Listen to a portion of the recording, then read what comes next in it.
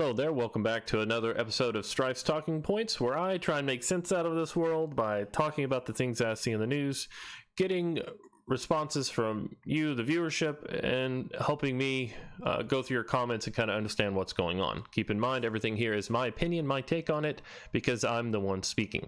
You post your comments, I'll try and respond as best I can. You guys discuss down below.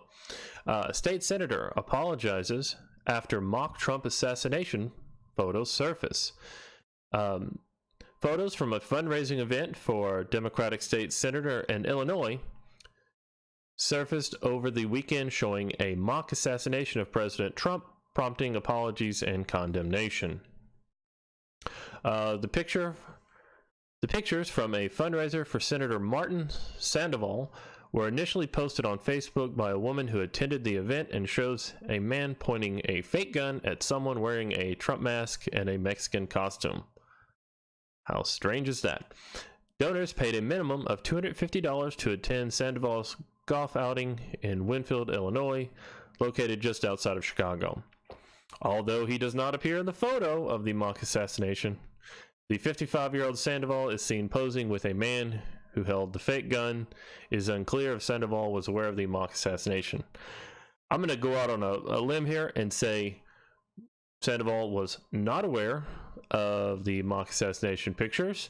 As we've seen in the past, generally at these campaign rallies, fundraising rallies, you have the official staff and senator or person running for office in one group, and then you'll have various people coming to support them doing whatever they do. Recently I saw, maybe you have seen it as well, the group of kids who had the cardboard cutout of AOC, and they were just kind of running around with it, goofing off, making faces at her, putting their arms around her, random stuff, not affiliated with the campaign of Mitch McConnell directly, just people that showed up to the event, mostly goofing off. And, just one of those things that happens. Sandoval, who is chairman of the Senate Transportation Committee, issued an email apology. The incident that took place is unacceptable. He said, "I don't condone violence toward the president or anyone else. I apologize that something like this happened at my event." And that's, I don't know, I'm pretty well okay with it. I'm mostly using this story to counterpoint another story or to show kind of where this goes, generally speaking. The governor weighed in of Illinois. "As our nation grapples with the epidemic of gun violence, purposely pointing a fake gun at anyone is insensitive and wrong," Pritzker said. "I condemn actions like the ones displayed in the pictures because they lack the civility our politics demands." Now, I'm going to go with what the governor said there. Any of these crazy things happen at political fundraisers don't need to happen. Now, if you're a comedian or whatever else and you make a political statement through art or imagery, that's fine. Don't do it at a fundraiser. Don't do it at a DNC or an RNC or any major political party's rally. Do it yourself. If the people see it, they can either condemn it or go with it, publish it, whatever they want to do. That's just what we need to have. The apology from Senator Sandoval for the detestable pictures from his event depicting an assassination of President Trump is too little too late, Schneider said through a spokeswoman. Oh, that's the Illinois Republican group. Schneider said through a spokesman, "Dangerous imagery like this will be condemned and seen as inappropriate by people of sound mind. However, a mentally unstable individual who wants to harm President Trump might find them as inspiration." Yes, in our country we have a rhetoric issue. People are feeding into all this crazy rhetoric coming out of the left and the right, and it's slowly driving people insane. Now, I went and pulled up these pictures. Sorry, I really do dislike, I'm trying to use non-Google products. Sorry, that's part of this thing I'm trying to do, is not use Chrome all the time. Get off of Google News, since clearly they're censoring, they're tracking, they're following people. If you don't believe that, I've done stories on it. There are thousands of stories out there. Here's the man in question. Apparently this was a Marvel themed thing, because you have Thor, Captain America, the Hulk. This man, she could be with him, I don't know, but he's just there. He's the guy you see in the pictures I'll show in just a moment. Of course, this is a group photo of everybody together. No one has really identified him. Here the man is clearly having his picture taken from the side, holding a appears to be a copper colored Tommy gun. I haven't seen any images from the front, but there is a man wearing a Donald Trump mask, wearing a Mexican costume of some kind. Yeah, and he's pretending to shoot him. Those are the images, and why anyone anywhere at a fundraiser would have this, I don't know, because you can clearly see this is kind of, there are people around. There's a little kid there, there's sign-ups, balloons. This may have actually been a booth, I don't really know, because you can see they're behind something, possibly having their pictures taken in front of this place. Don't know. Seems very, very strange that that's what they've got here. And from that, I just went over to the guy I actually saw who had tweeted this. His name is Mark Maxwell, Capitol Bureau Chief and anchor for WCIA 3, Springfield, Illinois. I'm guessing this is one of the major things. And I scrolled through his stuff and saw these pictures and saw the news report, and I was kind of going through this, looking at it. And then I noticed he's retweeting this. A bunch of Sinclair-owned stations around the country are running identical Trump campaign merchandise promotions with links directly to the campaign store. Interesting. You see it from the Daily Beast. Follow up on the same story, just splitting off.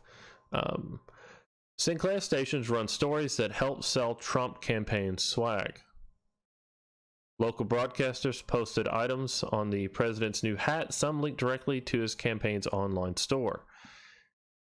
Can you imagine if channels and companies ran ads and allowed you to get merchandise from political campaigns? Sorry, I was trying to be sarcastic. It's kind of hard to do without you being able to see my face, but I'm not really wanting people to see what I look like. Just part of. Okay, so local broadcasters, this is from Daily Beast, affiliated with the conservative Sinclair Broadcasting Group, ran stories over the weekend that explicitly promoted a Trump re-election campaign fundraising effort. They ran stories about the Trump campaign re-election effort. A news organization running stories about the president's election effort. This Daily Beast story is the strangest thing I've ever seen. We have in the U.S. very political. Everything is politicized right now. We have Google saying they're actively trying to reach out and sway the election. They are vehemently opposed to the president, to Republicans. They are trying to forcibly change our elections. I did a story on that. It's through Project Veritas, through lots of other stuff. You've seen that. Sinclair did not respond to a request for comment. Identical or nearly identical versions of the story ran across numerous Sinclair-owned websites. Yes, they are a major company that owns lots of local news channels, lots of local channels. Donald Trump's re-election campaign has rolled out new hats as the president aims for another 4-year term in 2020, read one version of the story, which ran on the website of Sinclair-owned DC area station WJLA. Trump's online campaign store has started selling red baseball hats with the slogan "Keep America Great Again," it added, with a link to the official Trump campaign store. And here are the various stories. So I guess from this we can take that if you are a private business and you wish to hide, suppress, or force information out of public discord and censor and block people, you must be on the left. However, if you are not doing that and you basically show an ad for the president's hat, you should thereby be condemned. Official Donald Trump. This is the thing.